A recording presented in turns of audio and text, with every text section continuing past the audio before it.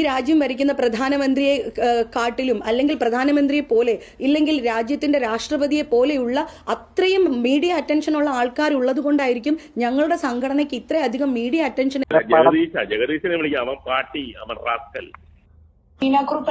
Madam, നിങ്ങൾ എത്ര വലിയ സ്ത്രീയാണെങ്കിലും ഉണ്ടല്ലോ, നിങ്ങൾക്ക് ഒരുപാട് പേരുടെ ശാപം ഉണ്ടാവും കേട്ടോ. നിങ്ങളുണ്ടല്ലോ ഗതി കിട്ടാതെ നരകിച്ചേ നിങ്ങൾ ചാവുള്ളൂ. ഗതി വെച്ചേരാം. എന്നെ വിളിച്ചു. ഓരോ കാര്യങ്ങളും നമ്മളെ അറിയിക്കുന്നതും ഭയങ്കര വിഷമമുള്ള കാര്യങ്ങളാണ്. ഇത്രയും വലിയൊരു സംഘടനയിൽ ഇങ്ങനെ ഒരു സംഭവം ഒരിക്കലും ഉണ്ടാവാൻ പാടില്ല. അമ്മയ്ക്കുള്ളിലെ തമ്മിലടി, അമ്മയെന്നല്ല AMMA അങ്ങനെ പറഞ്ഞാൽ മതി എന്ന കുറച്ച് ആൾക്കാരുടെ കമന്റ് ബോക്സിൽ വന്നിട്ട് പറഞ്ഞത്. ഞാനും അപ്പോൾ ആലോചിച്ചു നോക്കിയപ്പോഴത്തേക്കിന് ഈ അമ്മ എന്ന് പറയുന്ന നല്ലൊരു വേർഡിന് ഇതുപോലെ തന്തയില്ലായ്മ കാണിക്കുന്നവന്മാരുടെ അസോസിയേഷന്റെ പേരിൽ കൂട്ടിച്ചേർത്ത് വായിക്കുന്നതിനോട് എനിക്കും താല്പര്യക്കുറവുണ്ട്. ടിനി ടോമിനെതിരെ വന്നിട്ടുള്ള ആരോപണങ്ങൾ ശരിവെക്കുന്ന രീതിയിലുള്ള അവരുടെ തന്നെ അംഗങ്ങൾ പുറത്തു വന്ന് കാര്യം വിശദീകരിച്ച് തന്നെ തന്നിട്ടുണ്ട്.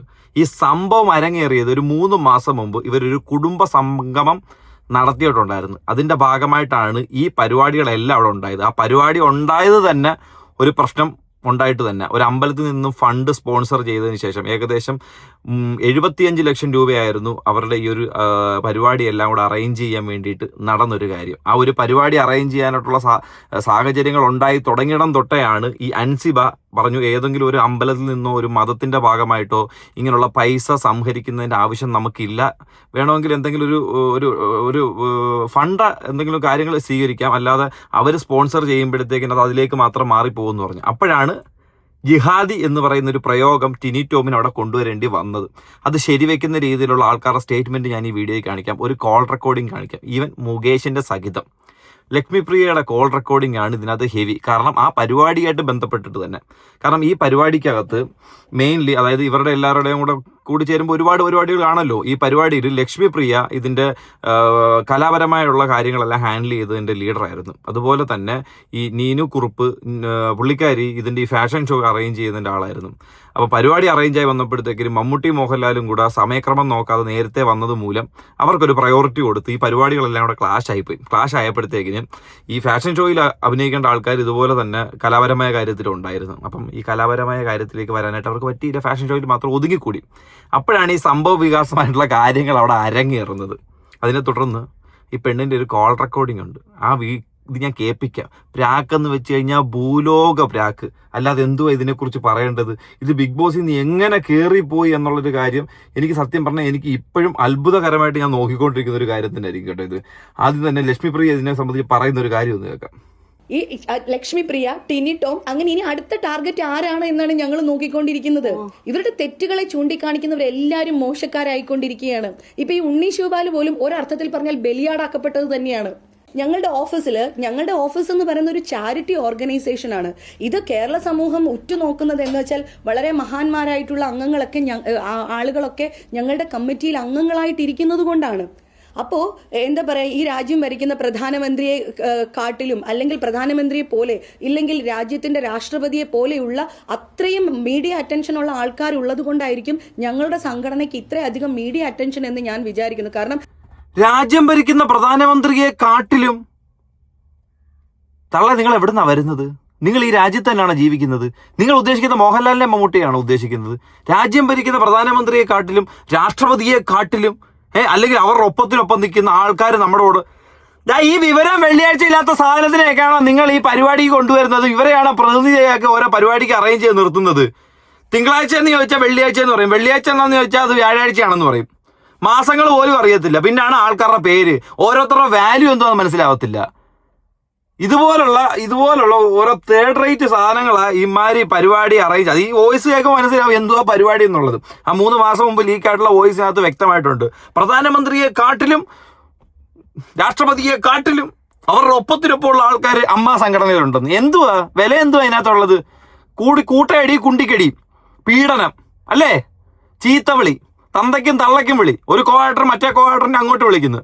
ആണുങ്ങൾ തന്നെ ആണുങ്ങളെ കയറി പിതുക്കുന്നു അല്ലേ? കുനിഞ്ഞിരുന്ന് കഴിഞ്ഞാൽ അപ്പോഴേ പാൻറ്റൂരി അടിക്കുന്ന സ്വഭാവം. എന്തോ ചെയ്യും? ഇങ്ങനെയുള്ളവരാ സംഘടനയ്ക്കകത്ത് കൂടുതലും ഉള്ളത്. അങ്ങനെയുള്ള കേസുകളാണ് വന്നുകൊണ്ടിരിക്കുന്നത്. 3 മാസം കൂടുമ്പോൾ 2 കേസെങ്കിലും നിങ്ങളുടെ സംഘടനയിൽ നിന്ന് തന്നെ ഉണ്ട്. കഴിഞ്ഞ വീഡിയോ പറഞ്ഞ പോലെ നിങ്ങൾക്ക് വേണ്ടിയിട്ട് മാത്രം ഒരു പോലീസ് സ്റ്റേഷനും കോടതിയും വെക്കേണ്ട സിറ്റുവേഷനാണ് വന്നിരിക്കുന്നത്. എന്നിട്ട് പറയുകയാണ് ഖജാനമന്ത്രിയെ കാട്ടിലും പ്രധാനമന്ത്രിക്ക് അപ്പുറം ഞങ്ങൾ ഇപ്പുറം. ഈ ജിഹാദി എന്ന് വിളിച്ചൊരു പ്രയോഗം ഉണ്ടല്ലോ, ആ പ്രയോഗത്തിന്റെ പ്രോപ്പർ മറ്റൊരാളെയും കൂടെ വിളിച്ചിട്ടുണ്ട്, കേൾപ്പിക്കാം. അമ്മ താരസംഘടനയിൽ കുറച്ചധികം ദിവസങ്ങളായി പുകഞ്ഞുകൊണ്ടിരിക്കുന്ന പ്രശ്നങ്ങളെല്ലാം മാധ്യമങ്ങൾ ലോകത്തിനു മുന്നിലേക്ക് എത്തിക്കുകയാണ്. മാത്രമല്ല ഓരോ ദിവസങ്ങളും പരാതികളും പരിഭവങ്ങളും പ്രശ്നങ്ങളും ഒക്കെ പറഞ്ഞുകൊണ്ടിരിക്കുകയാണ്. ഈ ഒരു വിഷയത്തെക്കുറിച്ച് മുൻപേ അറിഞ്ഞിരുന്നോ? നേരത്തെ അറിയാമായിരുന്നു. അൻസിബയുമായിട്ടൊക്കെ നമുക്ക് എപ്പോഴും കമ്മ്യൂണിക്കേഷൻ ഉള്ളതാണല്ലോ. അപ്പോൾ ഈ വിഷയമൊക്കെ അൻസിബ കഴിഞ്ഞ തെരഞ്ഞെടുപ്പ് കഴിഞ്ഞപ്പോൾ തൊട്ട് ഉള്ള അൻസിബ ഓഫീസിൽ ചെല്ലുമ്പോൾ തൊട്ട് അവളെ ഒറ്റപ്പെടുത്തുന്ന വിവരങ്ങളൊക്കെ അറിയാം. 2 ഗ്രൂപ്പാണെന്നാണ് ആദ്യം നമ്മൾ വിചാരിച്ചത്. ഇപ്പം 3 ഗ്രൂപ്പാണെന്നാണ് പറയുന്നത്. ശ്വേതാ മേനോൻ, ടിനി ടോം, പിന്നെ അങ്ങനെ ഒരു ഗ്രൂപ്പ്, കുക്കു പരമേശ്വരൻ, നീന പ്രസാദ്, നീന കുറുപ്പ്, അങ്ങനെ ഒരു ഗ്രൂപ്പ്. ഇതെല്ലാം കേട്ടുകൊണ്ട് നിൽക്കുന്ന ജയനും ജോയ് മാത്യു, അവർ വേറൊരു ഗ്രൂപ്പ്. നീന കുറുപ്പ് എന്നോടും പറഞ്ഞു, നീന കുറുപ്പ് സാക്ഷിയാണ് കേട്ടത്, പിന്നെ അൻസിബ ഇങ്ങനത്തെ വാക്കുകൾ ഉപയോഗിച്ചു എന്നുള്ളത് പറഞ്ഞു. ടിനി ടോം ആരുടെ ഗ്രൂപ്പ്? ഈ സംഘടനയുടെ മെയിൻ ആളുടെ ഗ്രൂപ്പ്. അപ്പോൾ പിന്നെ അവര് വന്നിട്ട് ഇതിനകത്ത് വന്നിട്ട് ടിനി ടോം അങ്ങനെ പറഞ്ഞിട്ടില്ല, ടിനി ടോമിനെ കുറിച്ചൊരു പരാതി എനിക്ക് കിട്ടിയിട്ടില്ല എന്ന് തുടക്കം പറഞ്ഞതിനകത്ത് വലിയ അത്ഭുതമൊന്നുമില്ല. അതെന്തായാലും എനിക്ക് മനസ്സിലായി. 3 ഗ്രൂപ്പ് ഉണ്ടല്ലേ, 2 അല്ല 3 എണ്ണം ഉണ്ടെന്ന്. ഓക്കെ എന്നുള്ള സത്യമാണ്. ജിഹാദി എന്ന് വിളിച്ചു എന്ന് പറയുന്നത് എന്നെയും വിളിച്ചു. അത് ഞാനിപ്പോ ഇവിടെ പറയുന്നില്ല, ഞാൻ പറയാൻ ഉദ്ദേശിച്ചതല്ല. ഞാൻ ജനറൽ അതെന്തായാലും കാര്യം പറയാതിരുന്നോണ്ട് ഞങ്ങൾക്ക് ആർക്കും അറിയാൻ പറ്റിയില്ലല്ലോ. അത് വളരെ ഉപകാരമായി. പറയണ്ട കേട്ടോ, വൈ വെച്ചു. ബോഡിക്ക് പറയണമെന്ന് അംഗമെന്ന നിലയ്ക്ക് ഇതൊക്കെ ചർച്ച ചെയ്യേണ്ടത് സംഘടനയിലാണ്. അപ്പോൾ സംഘടനയിലേക്ക് ഞാൻ പറയാനായിട്ട് ജനറൽ ബോഡിക്ക് പറയാനിരിക്കുകയാണ്. എന്നെയും പറഞ്ഞു ജിഹാദിയാണ് എന്ന് പറഞ്ഞു. അപ്പോൾ എന്നോട് ആരാണ് പറഞ്ഞതെന്നും ഇത് ആരാണ് പറഞ്ഞതെന്നും ഒക്കെ ഞാൻ ജനറൽ ബോഡിക്ക് പറയും. എക്സിക്യൂട്ടീവ് കമ്മിറ്റി അംഗം, ഭാരവാഹിയായിട്ടുള്ള ഒരു എക്സിക്യൂട്ടീവ് കമ്മിറ്റി അംഗം തന്നെയാണ് പറഞ്ഞിരിക്കുന്നത്. കഴിഞ്ഞ കുടുംബ സംഗമത്തിന് ഒരു അമ്പലമായിട്ട് ബന്ധപ്പെട്ട ഒരു സ്പോൺസർഷിപ്പ് വന്നപ്പോൾ അവൾ പറഞ്ഞു, ഒരു മതത്തിൻ്റെ ആൾക്കാർ, അമ്മ മതേതരമായിട്ട് എല്ലാ ജാതിയിലുള്ള എല്ലാ മതത്തിലുള്ള ആൾക്കാരുള്ളതാണ്, ഇതിനകത്തേക്ക് രാഷ്ട്രീയമോ അല്ലെങ്കിൽ മതമോ ഒന്നും കൊണ്ടുവരണ്ട, ഒരു ഡൊണേഷനായിട്ട് വേണമെങ്കിൽ സ്വീകരിക്കാൻ, ശരിയല്ല എന്നുള്ള നിലപാടെടുത്തതിൻ്റെ പേരിലാണ് കുട്ടിക്കെതിരെ ഗൂഢാലോചനകൾ നടന്നത് എന്നാണ് എനിക്ക് മനസ്സിലായത്.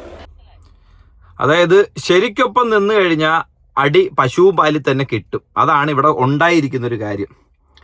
ലക്ഷ്മിപ്രിയയുടെ ഒരു വോയിസ് ഞാൻ കേൾപ്പിക്കാം. എൻ്റെ പൊന്നളി, അത് മൊത്തം നിങ്ങൾ കേൾക്കണം. ഏകദേശം ഒരു 14 മിനിറ്റ് നീണ്ടു നിൽക്കുന്ന ഒരു വോയിസ് ആണ്. അത് മൊത്തം കേട്ടിട്ട് നിങ്ങൾ തന്നെ വിലയിരുത്തുക എന്തായിരുന്നു ആ സംഘടനയിൽ നടക്കുന്നത്. ഇത്രയും ക്വാളിറ്റി, അതായത് പ്രധാനമന്ത്രിയെക്കാട്ടിലും പ്രധാനമന്ത്രിക്ക് മേളിൽ രാഷ്ട്രപതിക്ക് അടുത്ത് എന്നൊക്കെ പറയുന്ന ക്വാളിറ്റിയുള്ള ആൾക്കാരുടെ ക്വാളിറ്റിയോട് കൂടിയുള്ള പ്രവർത്തനങ്ങൾ എന്തൊക്കെയാണെന്നുള്ളത്.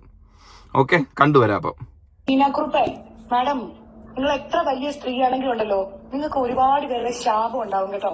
നിങ്ങളുണ്ടല്ലോ ഗതി കിട്ടാതെ നരകിച്ചേ നിങ്ങൾ ചാവുള്ളൂ. എഴുതി വെച്ചാലും നിങ്ങൾ ഇതിന്റെ പേരിൽ എന്നെ കുറിച്ച് എന്ത് കംപ്ലൈന്റ് ചെയ്താലും, നിങ്ങൾ എന്ത് കോപ്പ് ചെയ്തെന്ന് പറഞ്ഞാലും എനിക്കൊരു പുല്ലുമില്ല കേട്ടോ. ഒരു ആർട്ടിസ്റ്റിനെ ഒരിക്കൽ ഞങ്ങളുടെ ഒരു ഡാൻസ് കഴിഞ്ഞിട്ട് എത്ര സമയം കഴിഞ്ഞിട്ടാണ് നിങ്ങളുടെ ഫാഷൻ ഷോ ഉള്ളത്? എനിക്കറിയാലോ, ഞാൻ ഇതിനകത്തുള്ള ഒരു കോർഡിനേറ്റർ തന്നെയല്ലേ. എനിക്കറിയാലോ ഏത് പ്രോഗ്രാം കഴിഞ്ഞിട്ട് ഏത് എങ്ങനെയെന്നുള്ളത് എനിക്കറിയാമല്ലോ. ആ കൊച്ചിനെ കോസ്റ്റ്യൂം ഇട്ട് നിന്നൊരു കൊച്ചിനെ സ്റ്റേജിൽ കയറാൻ നിങ്ങൾ സമ്മതിച്ചിട്ടില്ല. എന്നിട്ട് എന്തായി? എന്തെങ്കിലും ഒരു കാര്യത്തിൽ മാന്യമായിട്ട് സ്റ്റേജിൽ കയറാനോ, വിളക്ക് കത്തിക്കുന്നിടത്ത് നിൽക്കാനോ, എന്തെങ്കിലും ഒരു കാര്യം ചെയ്യാൻ, ലാലേട്ടനെ ആദരിക്കുന്നിടത്ത് നിൽക്കാനോ നിങ്ങൾക്ക് സാധിച്ചിട്ടുണ്ടോ?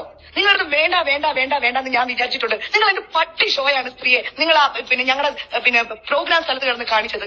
നിങ്ങൾ എന്തെല്ലാം പൂവും മായും കായും ഒക്കെ പറഞ്ഞ് നിങ്ങൾ എന്റെ പന്ന സ്ത്രീയാണ്. നിങ്ങളൊരു സ്ത്രീ തന്നെയാണോ? സ്ത്രീ എന്ന് പറയുമ്പോഴല്ലോ അതിന് കുറച്ചുകൂടെ മാന്യതയുണ്ട്.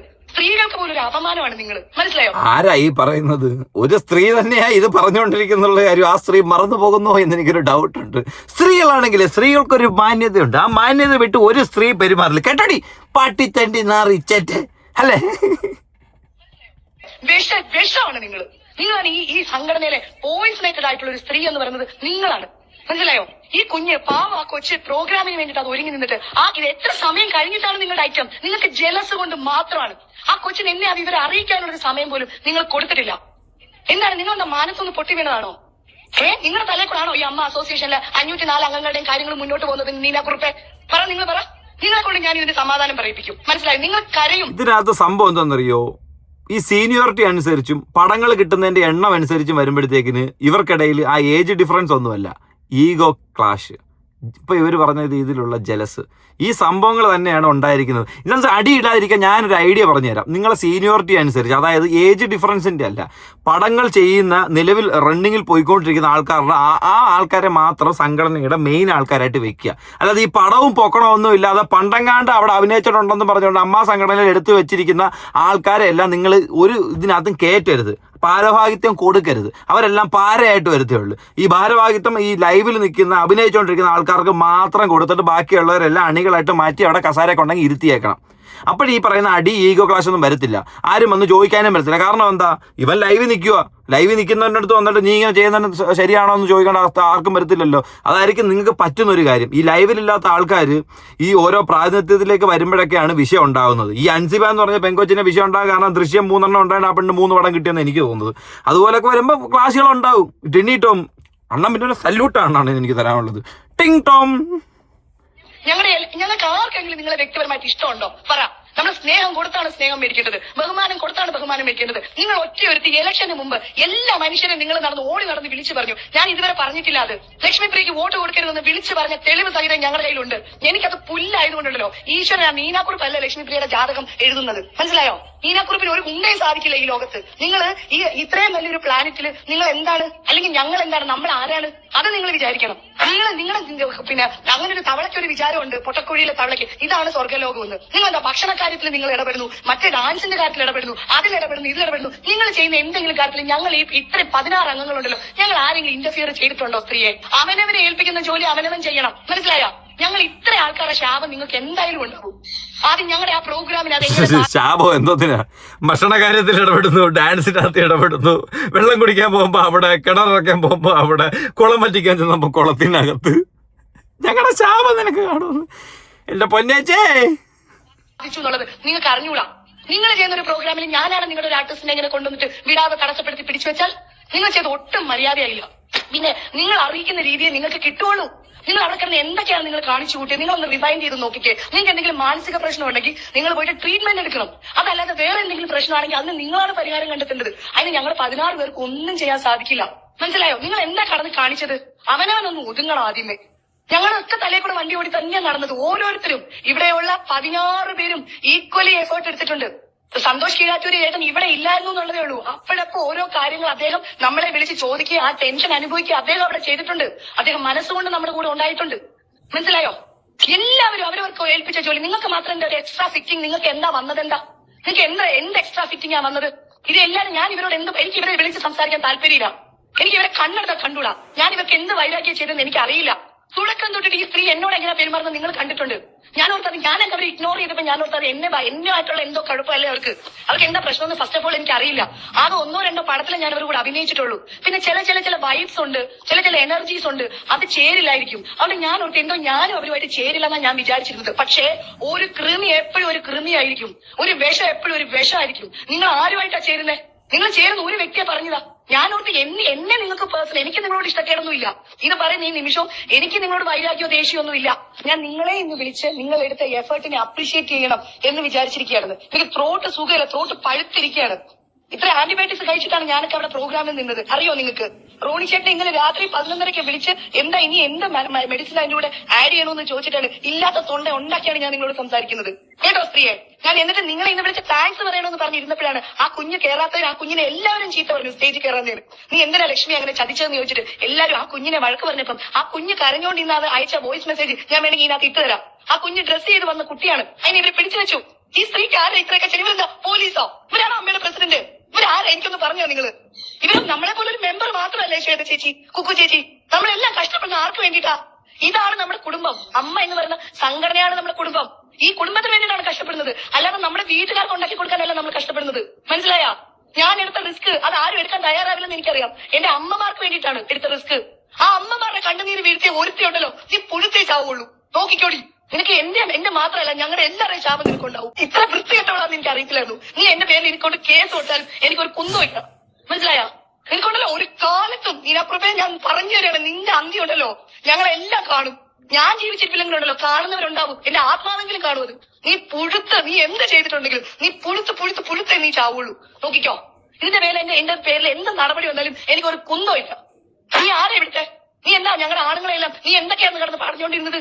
അവരെ കേട്ടില്ല, ഇവരെ കേട്ടില്ല. എന്താ നിനക്ക് പ്രിയപ്പെട്ടവർ മാത്രമേ ഉള്ളൂ ഇതിനകത്ത്? ഞങ്ങൾ ഒത്തിരി ആരോടും ഇല്ല. ഞങ്ങൾക്ക് ആരും വലുത് ഒരാൾ ചെറുതൊന്നില്ല. ഞങ്ങൾ പണിയെടുക്കുന്ന എല്ലാവർക്കും വേണ്ടിയിട്ടാണ്. നിങ്ങൾ പണിയെടുക്കുന്ന പെർട്ടിക്കുലർ ആൾക്കാർക്ക് വേണ്ടിയിട്ടാണ്.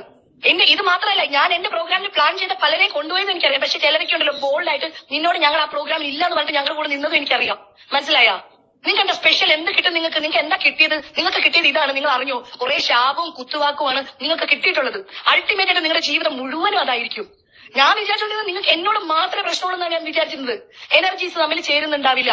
ചിലരോട് നമ്മളോട് അവർ ഒരു ശത്രുതയും ചെയ്തിട്ടുണ്ടാവില്ല. പക്ഷെ നമുക്ക് ചിലർ ശത്രുക്കളായിരിക്കും. നമുക്ക് ഇഷ്ടം ഉണ്ടാവില്ല.